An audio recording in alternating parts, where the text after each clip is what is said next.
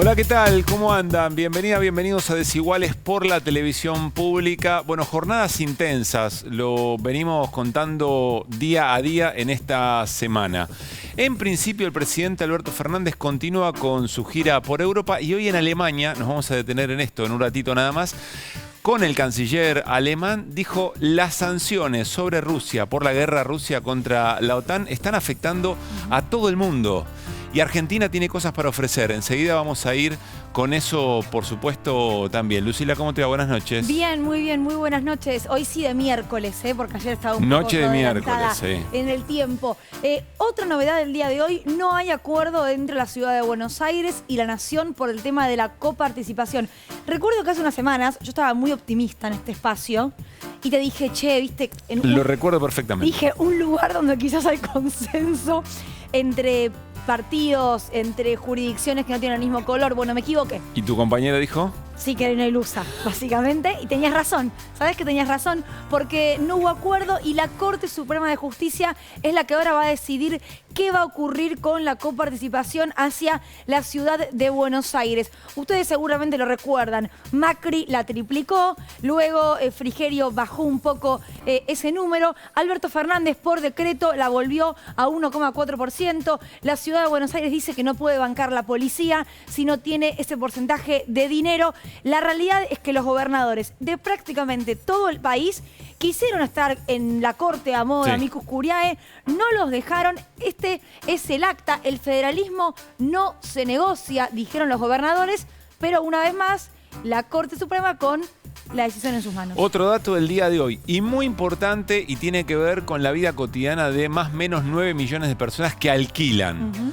Que en el marco del acceso a la vivienda tienen que alquilar y tienen una ley que efectivamente los protege, pero hay cierto consenso en modificaciones respecto a esa ley. Bueno, hoy me parece que inquilinos e inquilinas lograron algo muy importante, y es que no se unifique un dictamen, es decir, lo que se necesita para ir al recinto, un proyecto o un anteproyecto de ley para ir al recinto, y de esa manera no modificar dos aspectos centrales. Uno, cuánto duran los contratos, si 3 años o menos.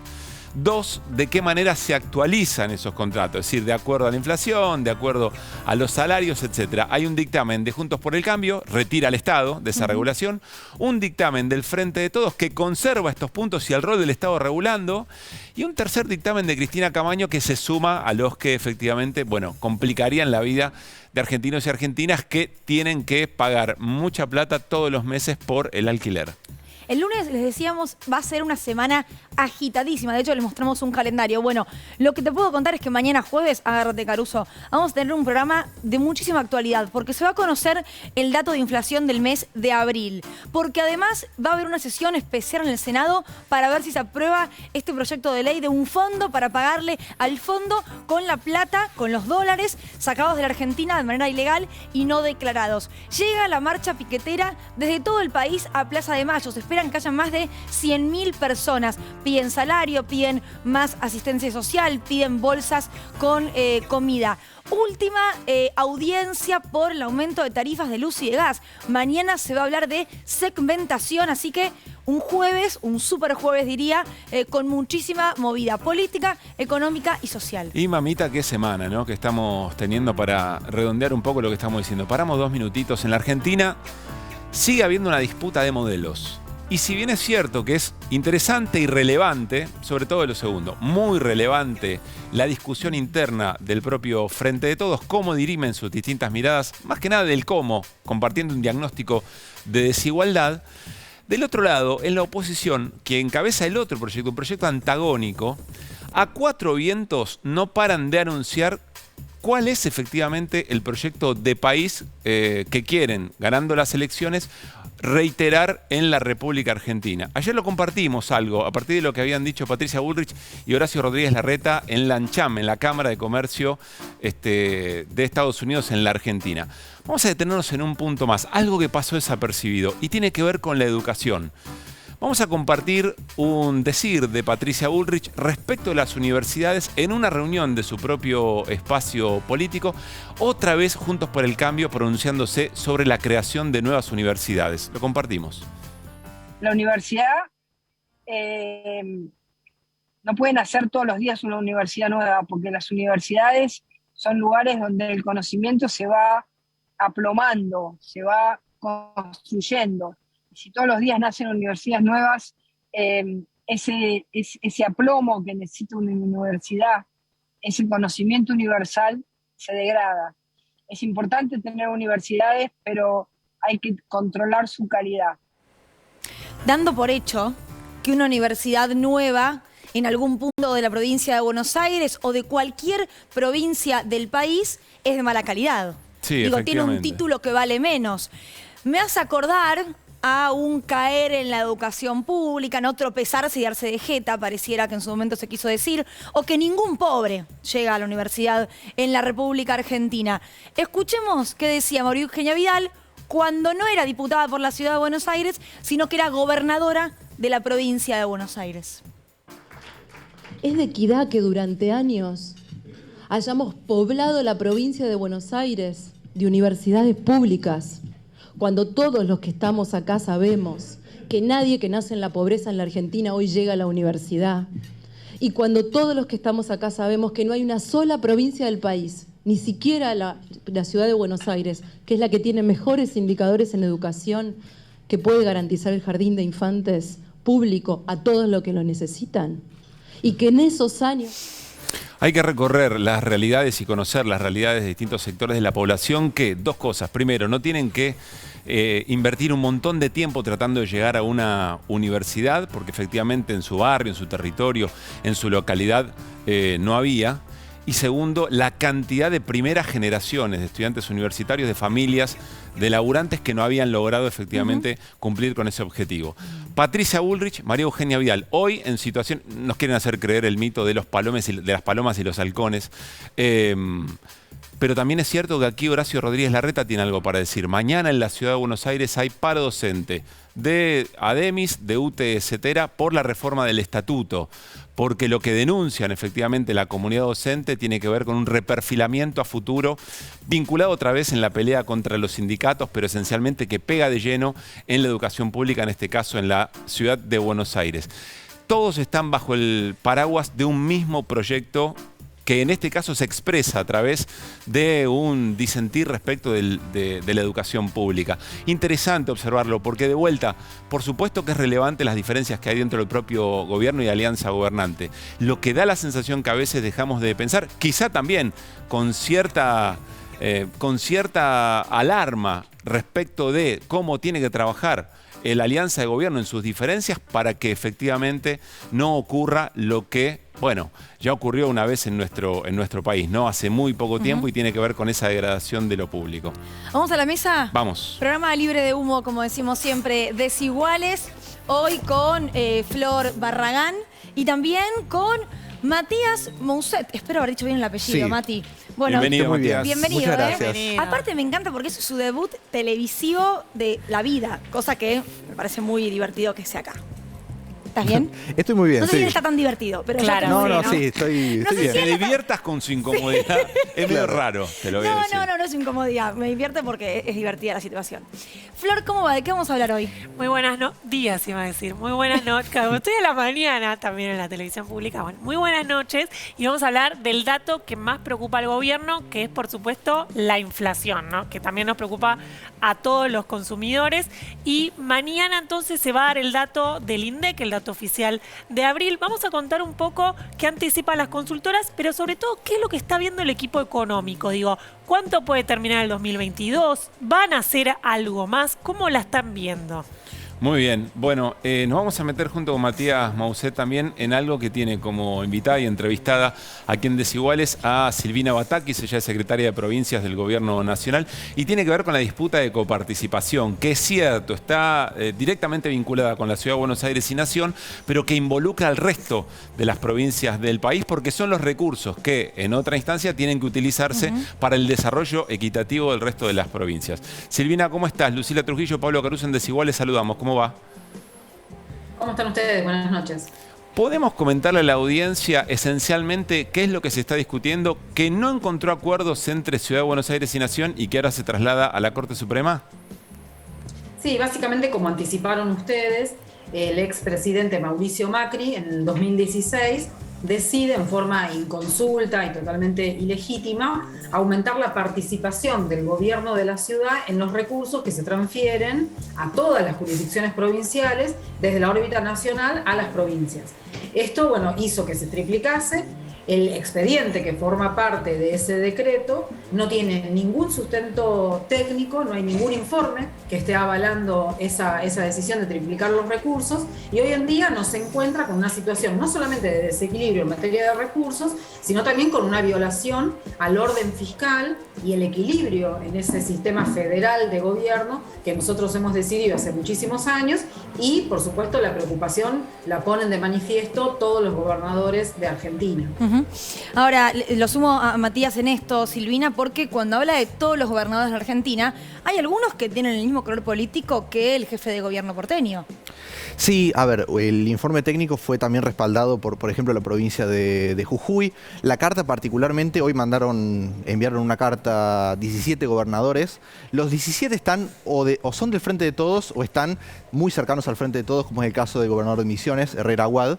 En esa carta faltaron, sí, todos los gobernadores los gobernadores y el jefe de gobierno, digamos, los que están alineados a Juntos por el Cambio.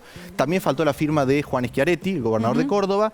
Faltó la firma también de los gobernadores de Neuquén y de Río Negro, de Arabella Carreras y de Omar Gutiérrez, aunque ellos dos sí apoyaron todas las otras resoluciones que había tenido esta liga de gobernadores contra, particularmente contra los fondos de la policía en la ciudad de Buenos Aires. Pero bueno, el único gobernador en el que se respalda esta postura de Larreta, que no forma parte de Juntos por el Cambio, sí es Juan Schiaretti, que en este momento, digamos, tiene una, podemos decir, una coordinación legislativa con Juntos por el Cambio. Si bien son bloques separados, son bloques distintos, lo que se ha visto, particularmente en el Congreso de la Nación, en la Cámara de Diputados y en el Senado, es que las votaciones han sido similares, por no decir iguales, entre los dos bloques. Interesante eso, porque vamos a ver en un rato un video, ¿no? Justamente del gobernador cordobés hablando de subsidios también y de coparticipación. Ahora, Silvina, ¿qué valor tiene que los gobernadores jueguen de esta manera para una decisión de la Corte? Y si tuvo también algún valor en la negociación que hicieron ustedes con la ciudad de Buenos Aires. A ver, en primer lugar, si me permitís, la semana pasada se conoció un informe técnico que lo realizó la Comisión Federal de Impuestos. Este es un organismo constitucional al cual se le solicitó de parte del Congreso de la Nación realizar un informe para tener una opinión objetiva. En ese informe, ese informe que arriba un número que es muy similar al número que obtuvimos nosotros a través de toda la información técnica que pudimos reunir, a través de una metodología totalmente distinta, se llega a un número similar. Y en ese informe, 21 provincias votaron a favor. Y en esas provincias, lo menciono porque ustedes lo acaban de mencionar, la provincia de Córdoba votó a favor del informe, es decir, en contra del gobierno de la ciudad. Yo creo que los gobernadores se fueron manifestando de distintas formas. En algunos momentos alguno habrá considerado que era mejor pedir ser amigo de la Corte, o a través de los amigos Curiae, o a través de alguna manifestación pública, o a través de la solicitada que se conoció hoy, que entiendo que tuvo muy pocas horas de trayectoria. Empezó ayer a la noche la idea de hacer esta solicitada y hoy a la mañana ya la conocíamos todos. Así que creo que en realidad la preocupación es muy fuerte de los gobernadores, no solamente por el monto que se está poniendo en discusión. Pensemos una cosa, la Policía Federal en Argentina tiene aproximadamente 34.000 agentes distribuidos en todo el territorio de la nación. Para el año 2021, las erogaciones del gobierno nacional fueron de aproximadamente 70.000 millones de pesos para esos 34.000 agentes. El gobierno de la Ciudad de Buenos Aires lo que está exigiendo, solicitando, es, comparado también con el 2021, por supuesto, una cifra de 112.000 millones de pesos para 19.000 agentes. Ah, wow. O sea, los números son muy graves, la dimensión es muy fuerte, por eso me parece importante poner de manifiesto esto. Toda la policía federal a nivel nacional son 34.000 agentes y demanda 70.000 millones de pesos. Lo que pretende el gobierno de la ciudad son para 19.000 agentes 112.000 millones. Silvina, entonces, lo que ponen de manifiesto los gobernadores... Frente a esta cifra tan flagrante, digamos, ¿cómo justifica el gobierno de la Ciudad de Buenos Aires su reclamo? No hay justificación, no hay un método. Los expedientes que ellos presentaron en el año 2016, cuando se inicia este proceso de violentar el equilibrio fiscal federal que teníamos hasta ese momento, que tiene muchos años, no tiene ningún informe que le dé sustento. Y de hecho, ese primer decreto no tiene ni siquiera el motivo por el cual se le está haciendo esta triplicación de recursos. Simplemente se dice que es para fortalecer a la ciudad.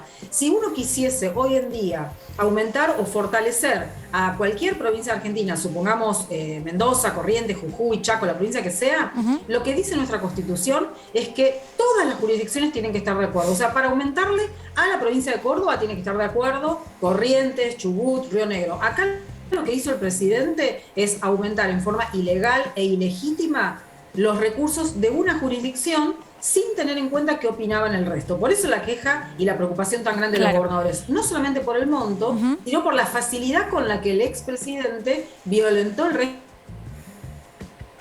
Ay, se nos congeló Silvina, a ver si... Se nos congeló ahí la comunicación. Ahí volviste, Silvina, te habíamos perdido unos minutos. Te quiero preguntar con respecto a la Corte ahora, que es quien tiene la última palabra. ¿Hay sustento jurídico para que pueda darle la razón a la ciudad de Buenos Aires? Yo creo que no. Ellos en la demanda que hacen de la ley que sancionó el Congreso, presentan una serie de información que no habían presentado antes, es decir, arman toda la información para hacer la demanda a la ley. Toda esa información que no pusieron en los informes técnicos que necesita cualquier expediente para luego ponerlo en una resolución, en un decreto, en un proyecto de ley, lo armaron para la demanda.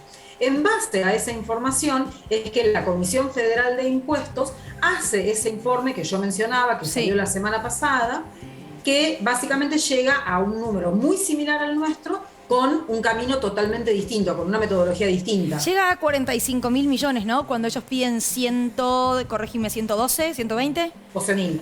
112.000. Ellos piden 112.000 millones y el informe actualizado, ¿no? El informe que presenta la Comisión Federal de Impuestos llega a 43.000 millones. Sí, efectivamente. Bien. Silvina. Entonces, nosotros entendemos que la Corte se va a reunir de todos estos elementos, de los informes técnicos que hicimos nosotros a la hora de presentar el proyecto de ley al Congreso, también de los informes que presenta la ciudad misma de Buenos Aires, y también hay una auditoría de la ciudad de Buenos Aires que es muy crítica respecto de cómo fue todo el proceso de transición. Así que yo creo que la Corte va a juntarse todo y la verdad que esperamos que haya justicia. Silvina, nos están viendo de todo el país y legítimamente puede preguntarse un ciudadano, una ciudadana, por ejemplo, de la provincia de Mendoza. Bueno, en definitiva es la clase política porteña y el gobierno nacional peleándose por plata. ¿Por qué debería importarle a ciudadano o ciudadana de a pie este tema? Mira, la verdad que es un tema muy complejo, esto yo lo entiendo, pero afecta a la vida cotidiana de todos los argentinos en cualquier parte del país.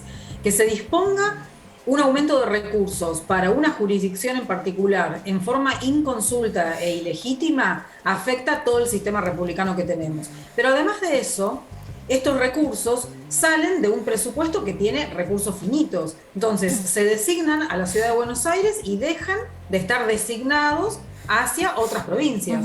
Entonces, en este momento nosotros tenemos una sumatoria de 500.000 millones de pesos que dejaron de estar a disposición de las provincias para que estén en la ciudad de Buenos Aires. Nosotros hace 200 años decidimos constituirnos en un país federal y no en la sumatoria de autonomías federales. Y en ese sentido, la Constitución lo que dice es que tenemos que tener un sistema solidario de reparto y que tenemos que tender a grados equivalentes de desarrollo. Si la Corte diese la cautelar al gobierno de la ciudad de Buenos Aires, lo que estaría sucediendo es que efectivamente profundizaríamos las inequidades y las asimetrías que tiene nuestro país en materia de recursos, porque estaríamos yendo totalmente en contra de este principio que puso la Constitución, que es el grado equivalente de desarrollo.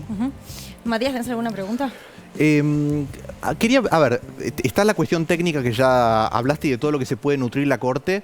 ¿De qué se va a nutrir en términos políticos también? ¿Cuáles son, digamos, si opera también esta cuestión de qué digan los gobernadores o de cuáles son los apoyos de lo que se nutre cada una de las posiciones y si esto puede influir en el fallo de la Corte sobre esta cuestión? Sí, la verdad que desconozco, por supuesto, eso. También desconozco cuándo puede ser la fecha que la Corte vaya a tomar una decisión y que podamos conocerlo. Pero entiendo que las voces de los gobernadores tienen que ser escuchadas. Nosotros estamos hablando de un régimen de transferencia de recursos de la nación a las provincias, que data de 1988, que termina de consolidarse y tiene rango constitucional en el año 94. Entiendo que los ministros de la Corte tienen también una representación provincial y tienen que responder a eso. Entonces, creo que las demandas de los gobernadores deben ser escuchadas, pero la verdad que desconozco si ellos van a hacer lugar al pedido de ser amigos de la Corte o otro tipo, bueno, por ejemplo, la solicitada de hoy en día. Esperemos que sí, porque yo creo que el sistema federal lo constituimos entre todas las provincias. Me parece que son voces que tienen que ser escuchadas, que es lo que no pasó en 2016, cuando un día todos los ciudadanos nos levantamos y encontramos que había un decreto que había triplicado los recursos al gobierno de la ciudad en forma inconsulta.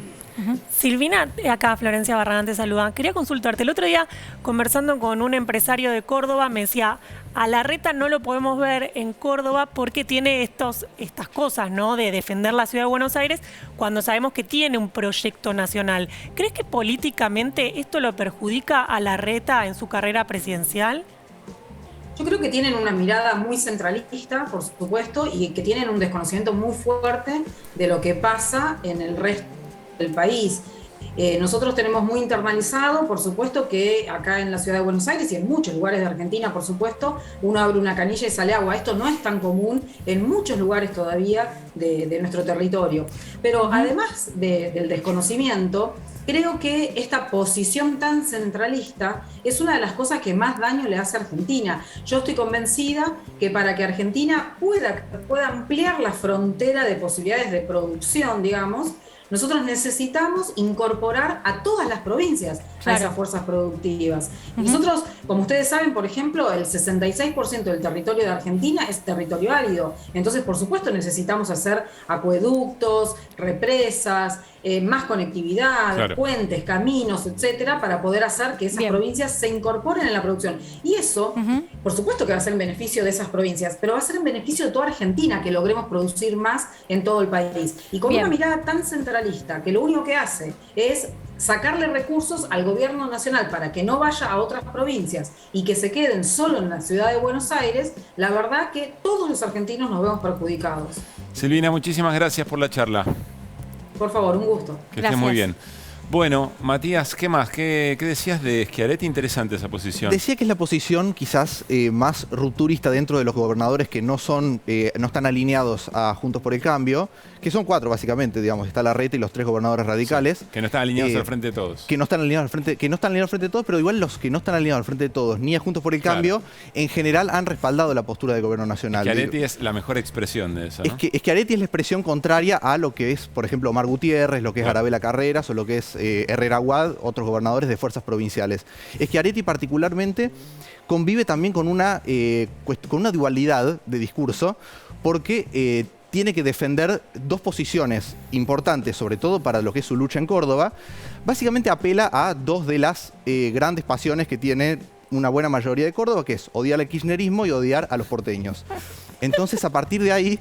Perdón, está diciendo esto como cordobés. Lo digo como cordobés. Agarrémonos fuerte. Con lo cual no estoy discriminando. Lo digo como porteña. Sí. Esto me exime de discriminar. Claro, bien. Porque lo digo yo, bueno. Pero sí, digamos, esta dualidad tiene este concepto de, bueno, apostar al federalismo en materia discursiva con un fuerte siempre un discurso fuerte contra el centralismo, contra el AMBA, contra la Ciudad de Buenos Aires, y a su vez, bueno, en esta posición que se ha, y también esta narrativa que le han dado los medios a este debate, entre una figura como Alberto Fernández y una figura como Larreta, posicionarse con Alberto Fernández le puede generar un costo político en Córdoba. Pero bueno, esa dualidad también se presenta con otros temas en los que también tiene que intervenir Schiaretti. ¿Te parece ver lo que dijo Schiaretti? Esto fue en la apertura de sesiones, ¿no? Este año, 2022. Sobre transporte. Escuchémoslo. En el transporte de pasajeros, el AMBA pasó a concentrar el 83,2% de los subsidios por el boleto urbano. Por eso el boleto cuesta allá, en el AMBA, 18 pesos, mientras en Rosario y en Córdoba cuesta alrededor de 50 pesos, pese a los subsidios que ponemos. Córdoba reclama una ley nacional que reparte equitativamente los subsidios al transporte y acabe con los privilegios del AMBA en ese sentido en relación al interior de la patria. Clarísima una de las posiciones o una de las narrativas que mencionaba recién Matías. Sí, lo curioso es que 4 días después de esto, el gobierno nacional anuncia justamente lo que pedía Schiaretti, la quita de los subsidios al transporte urbano de la ciudad de Buenos Aires, particularmente en las líneas de colectivos que circulaban por adentro de la ciudad, y la postura de Schiaretti, que uno diría, bueno, pidió la medida, esta medida fue concedida por el gobierno nacional, bueno, fue uno de los únicos gobernadores que se opuso. Dijo que no es la solución, que hace falta una ley más integral, pero, digamos, su postura es en contra de este tema que también está debatido hoy entre el gobierno de la ciudad y el gobierno nacional. Vos sabés que recién decía Silvina Batakis que a veces cuesta hacer llegar a la sociedad, a la gente de a pie, este tema. Gerardo Zamora, el gobernador de Santiago del Estero, hace unos días nada más, en muy poquito tiempo, logró sintetizar perfecto el corazón de este asunto. Lo vamos a compartir. Observen, presten especial atención a cómo va subiendo la intensidad, pero qué claro el concepto. Como miércoles voy a tener turismo si no tengo hoteles, centros turísticos. Como miércoles voy a tener producción si no tengo caminos. ¿A dónde miércoles voy a enchufar una cadena de producción, una línea de montaje si no tengo energía? Esa es la historia de la Argentina. La degradación y la asimetría que se produjo en el norte argentino y en Santiago del Estero. Por eso defendamos el federalismo. Porque además hasta nos vencieron en la batalla cultural. Ustedes son pobres, ustedes no pueden tener ni estadios, ni centros de turismo, ni centros culturales. Ustedes no son nada. Está muy bien lo que plantea, incluso cuando lo lleva al terreno de la batalla cultural, por las justificaciones que hay que dar para poder tener o para poder acceder a ciertas obras de infraestructura. Antes lo que había hecho es, bueno, cuando nos dicen que no nos dan recursos o para hoteles o para carreteras es porque efectivamente carecemos de aquello que no vamos a poder tener si no tenemos los recursos para desarrollar carreteras, infraestructura, hotelería, por supuesto electricidad, ¿no? Bueno, esto no sabemos cuándo lo va a definir la Corte, sabemos que se toma sus tiempos, aunque... Tiempos políticos, sí, siempre, claro, ¿no? Sí, claro, por eso digo, puede aparecer en cualquier momento, como puede cajonearse. Así es. Y esperar que duerma en algún escritorio. ¿A dónde vamos? Nos vamos con Flor, Flor Barragán. Nos quedamos entonces, no nos vamos a ningún lado. Hablemos de mañana, día importante, lo decía Lucila en el arranque, porque se va a conocer el índice de inflación de abril, ¿correcto? Así es, se va a conocer el dato de inflación de abril, te diría la variable que más preocupa hoy en día dentro del gobierno. Y tenemos para compartir los números de qué proyectan las consultoras privadas antes de que salgan los datos del INDEC. Y ahí trajimos algunas que son muy serias, así que podemos respetar lo que dicen. 6,3% da la de Ferrer, Secogo está en 5,8%. La OMED, la Universidad de los Trabajadores, 5,6%, y el REM, que es el relevamiento que hace el Banco Central en base a varias consultoras, 5,6%. Quiere decir que si bien estás un poco más abajo de marzo, que había sido 6,7, ¿no? 6,7, se dice en un nivel muy alto, sobre todo para abril y sobre todo a nivel general. Bueno, pero Guzmán venía diciendo, va a ser más baja que la de marzo, pero no tanto, digo, era como un escaloncito menos, si se quiere, no una escalera menos. Claro, así es. Esto indica un poco de eso, ¿no? 6, en torno a 6. Sí, la idea hacia adelante es tender a un mayo que esté en orden del 4% y después que siga desacelerando, porque si no, si vos seguís con datos de entre el 6 y el 5% mensual, te vas a una inflación en el 2022 altísima. Lo que quiere apuntar el gobierno es tender a un 55-60% como un buen escenario. Dos elementos. Primero, si en vez de 6 empieza con 5, aunque sea altísima, simbólicamente y políticamente va a ser un montón. Y después hay que ver, Flor, corregime, el dato preciso del tema alimentos, ¿no? Así es, sí. De hecho, si ves lo que dicen las consultoras, alimentos va a volver a estar muy alto. Y les traje también qué viene pasando con alimentos en la primera semana de mayo, para ya ir viendo qué está pasando en mayo, y ahí las consultoras te dan 1,2% subieron los alimentos en una semana nada más. En mayo ahí tenés fuerte subiendo las frutas, las verduras, carne también muy fuerte. Y atención porque ahí vemos un número negativo y nos ponemos a llorar. Porque 1,2% cayeron panificados, cereales y pastas. ¿De emoción lloramos? Lloramos de emoción. Bien. Tiene que ver con las políticas del gobierno en contención. Sí, así es. Digamos, esto es... hay una estampita a San Feletti por el fideicomiso. Sí. Eso te iba a decir, el fideicomiso del cual debatimos hace un mes y medio más o menos, ¿no? Así es, recién se está poniendo en práctica. Claro. Y si ves la primera semana entonces de mayo, también la última de abril, un poco se está notando. No se ve en el nivel general, digamos, fue un por ciento subió la inflación en una sola semana. Pero bueno, en ese aspecto, por ahí lo que es el fideicomiso del trigo ya se está viendo. Y me decía un economista de una de las consultoras, me decía, también bajaron las facturas. Así que bueno, podemos ser cachitín más felices. Bueno. Como Caruso, que hoy llegó con una mega factura hoy a Desiguales, ¿no? Sí, un exceso. Él está a dieta. Flor, tuiteaste algo que no tuvo mucha repercusión, pero que nos resulta muy interesante. Venimos hablando aquí en Desiguales sobre el proyecto para generar un ingreso básico universal.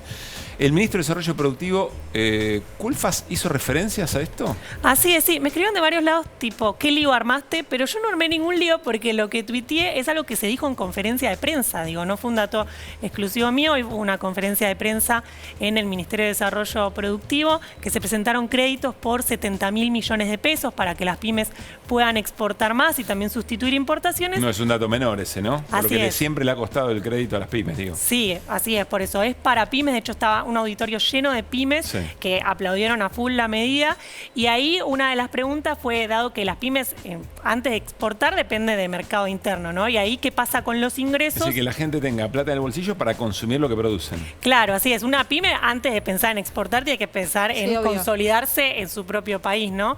Y ahí entonces la consulta fue por los ingresos. Durante la parte de la conferencia de prensa se le consultó qué pensaba sobre este proyecto de ley de salario universal del frente de Juan Grabois para llegar a 9 millones de personas, y lo que dijo él es que para él lo que tiene que ver con los ingresos depende del trabajo formal y que se tiene que consolidar justamente un crecimiento económico para que eso haga crecer los puestos de trabajo. Bueno, lo mismo que dijo ayer acá en Desiguales Agustín Salvia, el titular del Observatorio de la Deuda Social de la UCA. No lo rechazó, dijo que no es la solución, pero no lo rechazó como modo de contención. Acá tenemos un ministro diciendo que esa no es una idea que está dentro del esquema del gobierno para solucionar el tema. De todos modos, también el lunes Martín Guzmán, en la entrevista que dio por radio, también dijo que la idea no era ampliar ningún plan, y esto en definitiva... Bueno, pero T.A. Hackman, que nos dijo acá que le habló con Martín Guzmán y que Martín Guzmán ideológicamente estaba de acuerdo con la medida, pero sí que la entendía como parte de una reforma aún mayor, porque implicaría esto de, bueno,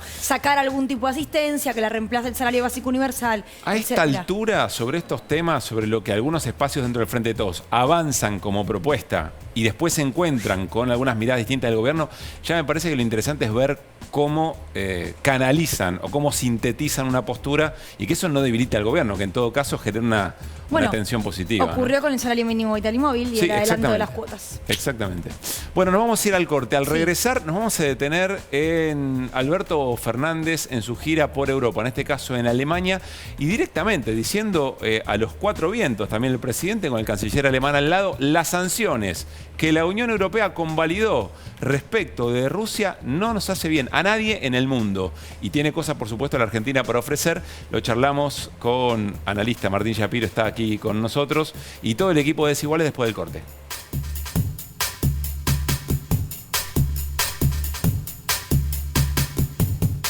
¿Estás en Chubut?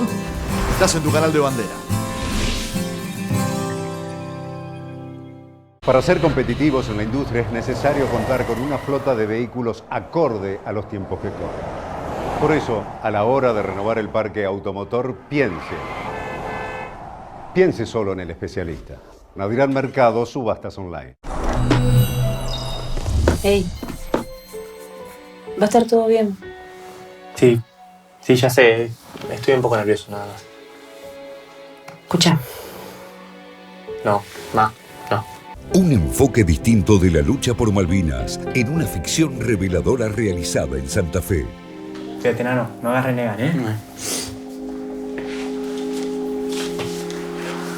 40 abriles. Estreno.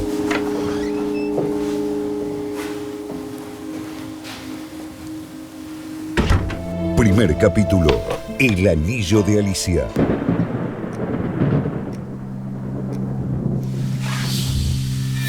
miércoles, 23 horas.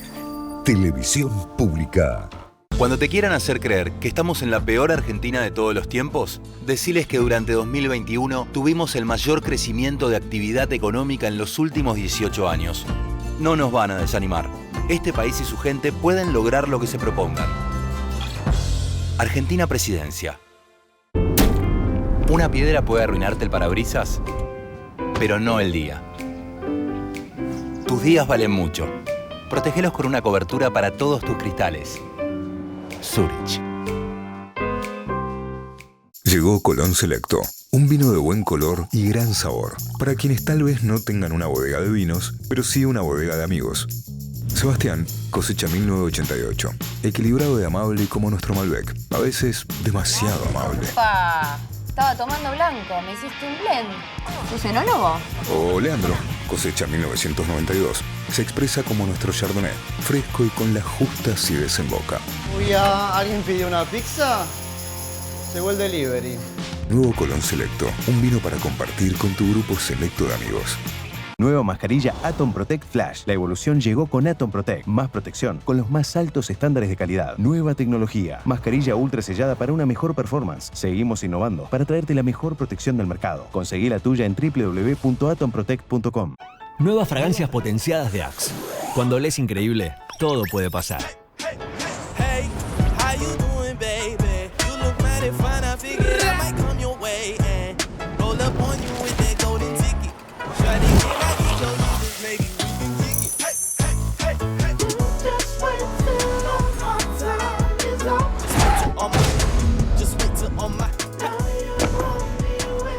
Hola increíble.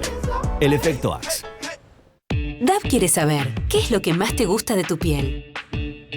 Mi piel me recuerda a mi infancia. Mis marcas son mi historia. Me encanta cuidar mi piel porque representa todo mi estilo. Mi piel es lo que me da vida, lo que me da movimiento. Mi piel es mi prenda favorita.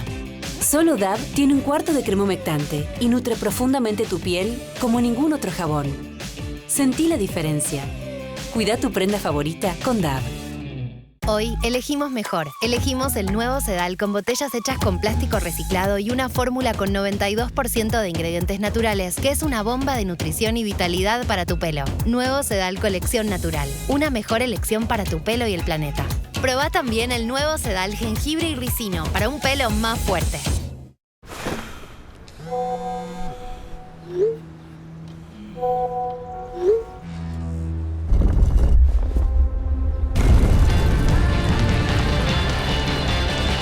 Si llegas a la ducha, podés con todo.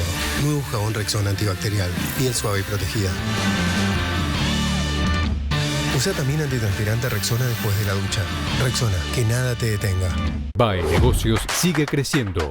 El segundo medio económico con más audiencia digital. Información confiable, análisis certeros y pluralidad de enfoques. Grupo Crónica. Sigamos sumando juntos.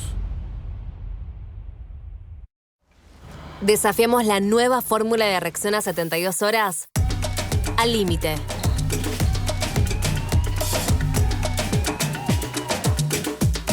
Y comprobamos su superioridad. Su exclusiva tecnología se activa con el movimiento. Nuevo Rexona. Protección para que nada te detenga. Rexona. No te abandona.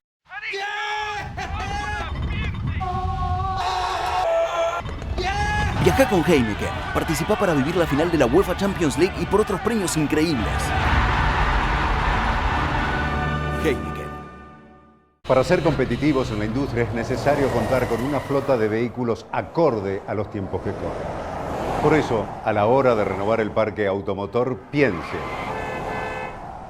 solo en el especialista. Nadirán Mercado, subastas online.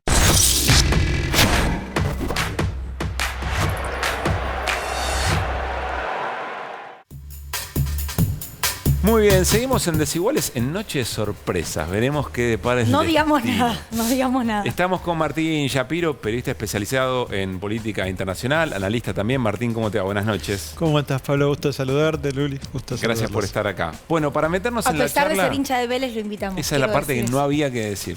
Para mí, para Para mi opinión desconectar personal. un poquito. Vamos a repasar algunos dichos y miradas del presidente Alberto Fernández en Europa respecto de la guerra. Bajamos el informe y, por supuesto, lo analizamos con Martín. Dale.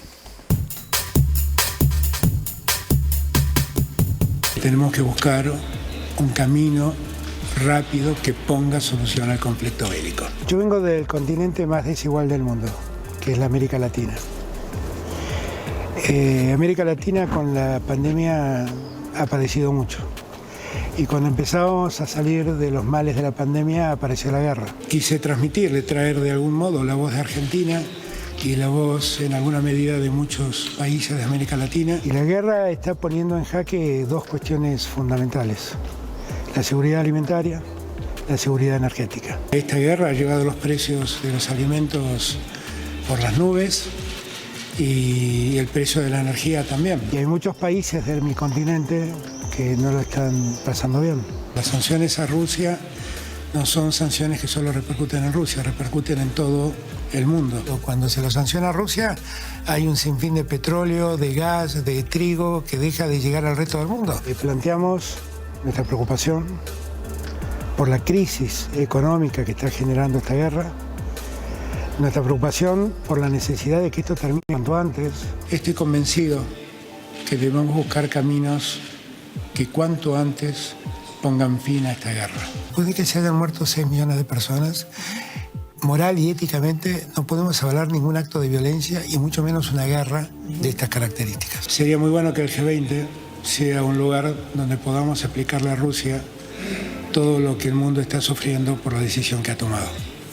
Y que pueda escuchar, ya no a la OTAN, al mundo. La guerra está poniendo en jaque dos cuestiones fundamentales: la seguridad alimentaria, la seguridad energética. Moral y éticamente no podemos avalar ningún acto de violencia y mucho menos una guerra de estas características. Tenemos que buscar un camino rápido que ponga solución al conflicto bélico.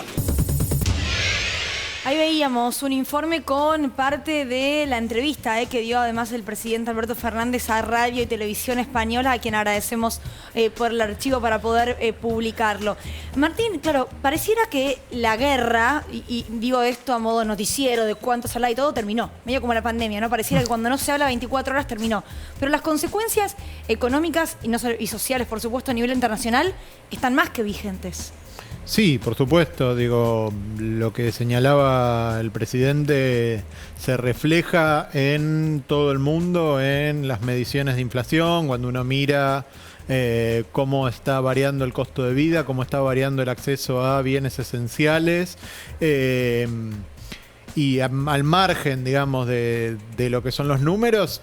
Obviamente eso tiene un reflejo social, especialmente en las periferias, extremadamente gravoso. Por supuesto, la guerra no solo es terrible para la población ucraniana, que digamos se ve directamente afectada con los desplazados, los fallecidos, bueno, no hace falta ahondar en ese sentido, sino también en el resto del mundo por las consecuencias que ha tenido en estos dos mercados que son de los más importantes que hay, no solo por las provisiones directas de alimentos y de energía, sino también por otras cuestiones como la generación de alimentos, por la importancia del mercado de fertilizantes, por ejemplo. Entonces, hay muchas cuestiones que la guerra disrumpe, digamos, que la guerra distorsiona y que efectivamente hace mucho más difícil a los países acceder a este tipo de consumos. Y nuevamente, cuando hay dificultades de acceso, y esto lo vimos también al comienzo de la pandemia con insumos sanitarios, después con vacunas y eso, los países más pobres, los países de las periferias, son los que se ven afectados en la mayor medida. Claro. Martín, ¿por qué el presidente critica las sanciones a Rusia? Si querés las podemos repasar generalmente. Y si puede tener alguna consecuencia política dentro de la Unión Europea respecto del presidente esa crítica. Bueno, yo lo que interpreto de la declaración del presidente es que está diciendo que las consecuencias de las sanciones a Rusia son complejas. No termino de ver una crítica, no tanto, digamos, en el sentido de si hay un acuerdo o desacuerdo. Creo que no interpreto esas palabras en lo que dijo. creo que está poniendo en blanco sobre negro algo que pasa, que es estas sanciones que afectan los mercados de energía, afectan al resto del mundo. Eso que dice es evidente, dice, bueno, tenemos la necesidad de, a través del diálogo, y creo que ahí decía también quizá a través del G20, decirle a Rusia cuáles son las consecuencias de lo que está haciendo. Me parece que una mirada que tiene que ver con cómo Argentina plantea los conflictos y las violaciones de derecho internacional. Digo, Argentina consciente una violación de derecho internacional, consciente en el sentido, no la consciente, la protesta, pero sí. Digo, no toma medidas de acción directa contra el Reino Unido por lo que sucede en Malvinas y Atlántico Sur. Y en cambio lo que hace es usar la vía diplomática, el diálogo, etcétera. Y aquí lo que hace el presidente es señalar que hay una violación de derecho internacional, que Argentina ha sido clara, y que el modo en el que eso se está enfrentando genera una serie de consecuencias que son muy dañinas. Las sanciones son comerciales respecto de comprarle, por ejemplo, gas a Rusia. Las sanciones son comerciales respecto de los alimentos, de los otros sectores. El sector que está blindado es el sector hidrocarburífero, pero por los problemas que se generan en la economía rusa, eso, digamos, genera enorme incertidumbre en los mercados energéticos, con las compañías que están expuestas a Rusia, que se han corrido de ese mercado, que frenan inversiones, que hay una decisión ahora de la Unión Europea de desengancharse del petróleo ruso, que se hará gradualmente. Hay una posibilidad de que esto escale. Digo, hay un montón de cuestiones vinculadas a los mercados energéticos rusos que están en peligro, que están sujetas a incertidumbre a partir de las medidas que se han tomado y de las que se pueden tomar. Ahora, una pregunta que me surge con respecto a las declaraciones del presidente, tanto ayer como hoy, con respecto a la Argentina es un lugar de oportunidades, si se quiere, para el desarrollo en materia hidrocarburífera. ¿Por qué eso puede importarle hoy, teniendo en cuenta que todos esos procesos son muy a largo plazo? Digo, no hay manera de que Argentina mañana exporte a Europa, aunque tuviese la intención. No, pero me parece que hay un fenómeno que, digamos, que ya tiene algunos años, que tiene que ver con una importancia cada vez más grande de las decisiones políticas, de las medidas políticas en el funcionamiento de la economía globalizada y del comercio. ¿Qué quiero decir? Bueno, hoy tenemos una relación que ha sido durante muchísimos años simbiótica, como fue la relación comercial entre China y los Estados Unidos, que está sujeta a la incertidumbre geopolítica. Hoy tenemos una relación que ha sido simbiótica durante muchísimo tiempo, como es la de Alemania y la Federación Rusa en términos energéticos, que está sujeta a ya no incertidumbre, sino acciones concretas de, digo, los países hoy miran a sus proveedores, miran al modo en el que se fornecen de bienes esenciales y de bienes de consumo, etcétera, y se encuentran con un riesgo político importante asociado a esa provisión.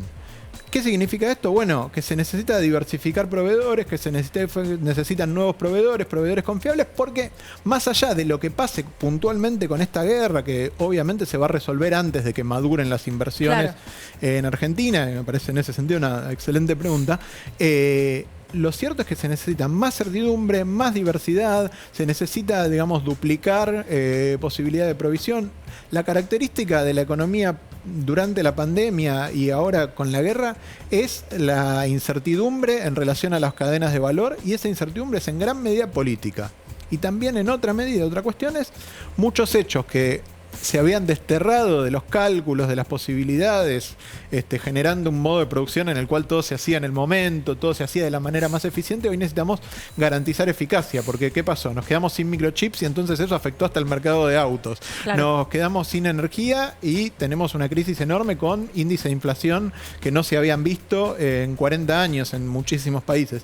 Entonces, los países ahora en más necesitan hacer cálculos de riesgo donde la exposición es mucho más importante en esa cuenta de lo que era quizás hace 10 años, 5 años, 2 años. Eso parece por la pandemia, ¿no? No por la guerra, digo. Arrancó con la pandemia. Arrancó para mí antes de la pandemia con el enfrentamiento, la agudización del enfrentamiento entre China y Estados Unidos. La pandemia aceleró enormemente esa tendencia y hoy nos encontramos una guerra en Europa que era algo, digo, inconcebible hace 5 años, claro, si uno pensaba una guerra de gran escala como esta. Por todo lo que explicabas, una de las cosas que, bueno, promovía la Argentina es inversión española para un gasoducto que pueda llevar el gas hacia Europa y que eso se pueda hacer de manera estable de aquí en adelante.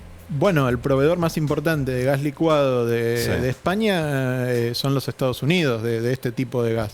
Claro. Entonces, cuando uno mira cuáles son las opciones, cuando uno mira dónde puede crecer, la Argentina tiene un reservorio como es Vaca Muerta, que es un reservorio de gas natural, que si la transición energética se hace como está previsto, tiene gas para proveer por el resto del tiempo que haya gas natural en el mundo. Entonces, claramente hay una oportunidad muy importante para el país y también para los inversores. Claro. Matías, te pedimos que te quedes porque tiene... se llama a Martín. Perdón, chicos, esto fue culpa de Albano que me dijo que me iba a confundir los nombres. Martín, te pedimos que te quedes porque Matías tiene para mostrarnos algo que ocurrió hoy en el Congreso Nacional, pero que se linkea también con la política internacional. ¿De qué hablamos, Mati? Sí, porque hubo una pequeña discusión en la comisión en la que se trataba la ley de alquileres entre la presidenta de la comisión, Cecilia Moró, y el diputado Martín Tetaz. No era particularmente sobre el proyecto, sino que era sobre alguna etimología de palabra. A ver, veámoslo, porque, reitero, no pasa solo en la Argentina, mirá. El diputado Martín Tetaz en uso de la palabra. Muchas gracias, señora Presidente. Muchas gracias, señora Presidente. Muchas gracias, señor diputada. Muchas gracias, señor diputada. Preside un ente, señorita. Tiene que, si usted no domina el idioma castellano... Quiero decirle que el participio activo del verbo atacar es atacante, el de salir es saliente, el de cantar es cantante y el de existir es existente. ¿Se ofrece la palabra? ¿Cuál es el del verbo ser? Es ente, que significa el que tiene la identidad en definitiva, el que es. Por ello, cuando queremos nombrar a la persona que denota capacidad de ejercer la acción que expresa el verbo, se añade a este el término ente. Así que el que preside se llama presidente. Esta incoherencia gramatical de señor diputada es algo que usted hace voluntariamente o es accidental. Como he visto que tenía un problema gramatical usted, se lo he puesto para ver si el problema era suyo o entendía cuando era al contrario, lo entendía bien. O sea, entonces entiendo cuando usted se refiere a mi masculino, es que lo hace conscientemente, ¿no? El término presidente no es ni masculino ni femenino. Gracias, presidente. Muchas gracias, senador.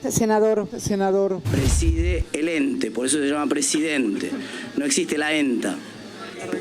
Diputadas. No, me están interrumpiendo. ¿Cómo de quién viene? Ese comentario es un poco fuera de su función de presidir la comisión, presidenta. Pero, claro, fuera de...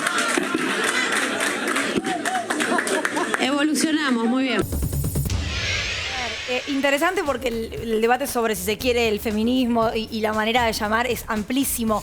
Pero, Mati, me quedo con la parte también política, derechización, digo, nada es casual. Fue a buscar, había un argumento ahí, Claro. alguien estudió algo para tratar de Claro. encontrar los argumentos para hacer lo que hizo, ¿no? Sí, y particularmente el video que vieron de que tenía a Chile, digamos, como protagonista, era de un diputado chileno de la ultraderecha chilena que había hecho este comentario hacía un mes y esto se viralizó. O sea, creo que Tetaz vio también este video y quiso replicar esto también en Argentina, pero bueno, hay distintos ejemplos.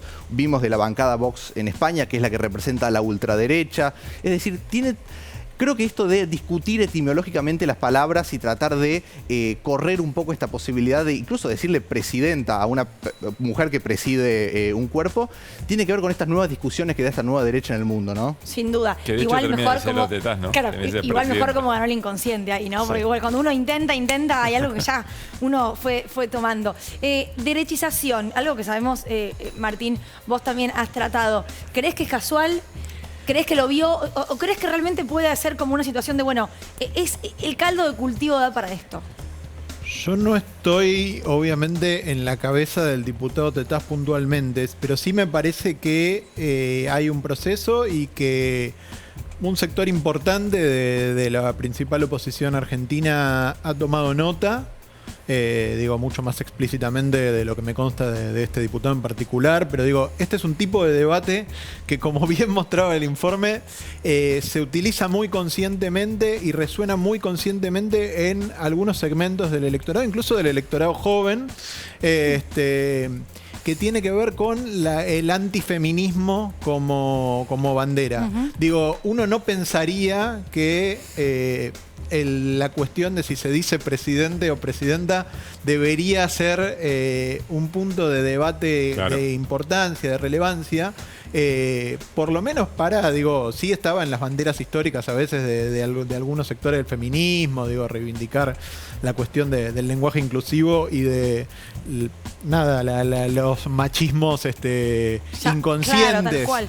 ¿No? Digo, pero que eso haya pasado a una bandera en sentido contrario, que donde se le da una enorme importancia a eso, tiene también que ver con un antifeminismo que hoy es una fuerza importante en distintos lugares del mundo, porque digo, lo que encontramos eran todos países de habla hispana. Hay debates sobre el uso del lenguaje en los Estados Unidos, donde el género es relativamente neutro al formular, pero se reacciona contra el pronombre con el que las personas desean ser identificadas en función de su identidad de género. En Brasil, por supuesto, digo, con el portugués que tiene algunas similitudes, esto es una cuestión, pero además, de vuelta, el antifeminismo es una bandera importante. Digo, lo vamos a encontrar en Jair Bolsonaro, lo vamos a encontrar en Chile, lo vamos a encontrar como estaba en Vox. Por eso se toma para conectar con ese sector. Exactamente. Digamos. Martín, ya que trabajás tanto el tema, pasa una cosa que me resulta interesante. Figuras como, o el concepto Milei, más allá de Javier Milei en particular, el concepto Milei o concepto que trabaja la ultraderecha, evidentemente arraiga en un sector de la sociedad con mucha bronca respecto a las cosas que pasan y un enojo fuerte con la política. Ahora va Milei al Yao Yao, se encuentra con el poder económico real y no es bienvenido. El poder económico real, por lo que hemos leído, fue muy crítico de la incapacidad de Javier Milei de llevar adelante políticamente sus propuestas. ¿Cómo lees esta distancia? Bueno, efectivamente hay una cosa interesante con estas nuevas derechas, ultraderechas, digo, creo que es razonablemente adecuado el término, que son antisistema, o sobre todo y mucho más que eso, fuera del sistema, digamos. Son outsiders, no se manejan bien con el sistema. Cuando apareció Donald Trump en los Estados Unidos, el establishment del Partido Republicano lo rechazaba muy profundamente.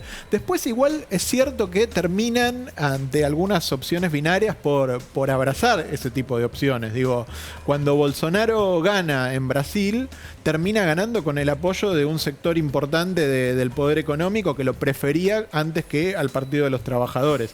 Ahora, hay un sector muy importante que aún en esa disyuntiva elige al Partido de los Trabajadores, al que acababan de sacar del poder, y hay un sector que hoy, digo, mira con cierto agrado una vuelta de Lula que les hubiera parecido intolerable hace algunos años, y es efectivamente un proceso de sectores que, por el extremismo de los discursos que expresan, por la falta de familiaridad con los acuerdos y los arreglos que han funcionado hasta el momento, generan algún rechazo, algún resquemor en el establishment. Ahora, yo no he visto cuando llegaron al gobierno que el establishment reaccionara fuertemente. Más bien veo que se terminan adaptando. Bien, interesante. Martín, gracias por haber venido. Gracias. Vamos para allá, ¿eh? Bueno, nos vamos entonces. Que no se te caiga el micrófono, me pidieron. Mirá, muy bien. Siempre Mirá es un cómo probar. está. Siempre es un probar. Ahí va. Siempre es un probar. Llegamos a... ¿Estamos bien? Estamos perfectos. Muy bien, sobrevivimos, te voy a acomodar. Bueno, gracias. Ahí está mejor. Nos estamos yendo y con algo muy, muy especial. Se cumplen 48 años del asesinato del padre Mujica y vamos a compartir una entrevista que se le hizo en Canal 7, en esta misma casa, en el 73, si no me equivoco, septiembre del 73.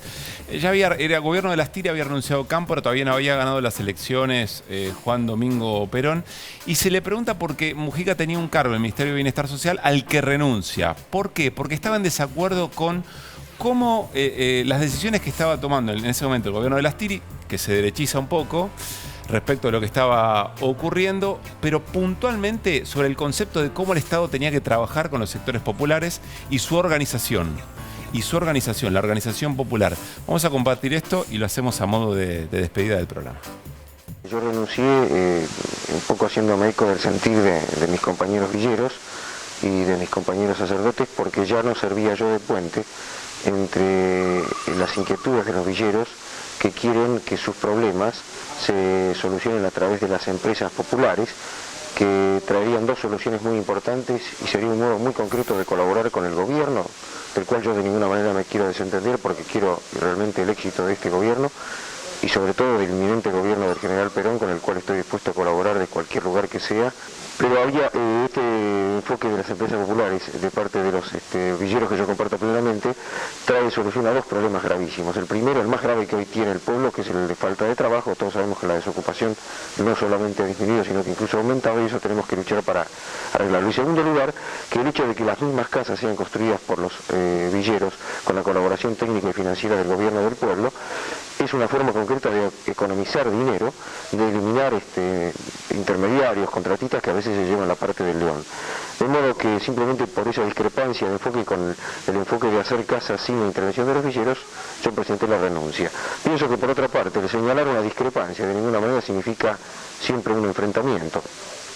Sino que pienso que al gobierno del pueblo no lo favorecen precisamente los que son así serviles, obsecuentes, sino aquellos que tratan de decir la verdad y hacer crítica partiendo de la autocrítica. Yo soy sacerdote de Jesucristo y tengo que ser testigo de la verdad, de modo que de ninguna manera renuncio a ocupar mi puesto en la lucha por la liberación nacional, y sigo pensando, y además es evidente que el movimiento peronista es el movimiento a través del cual el pueblo hoy se va encaminando hacia la liberación.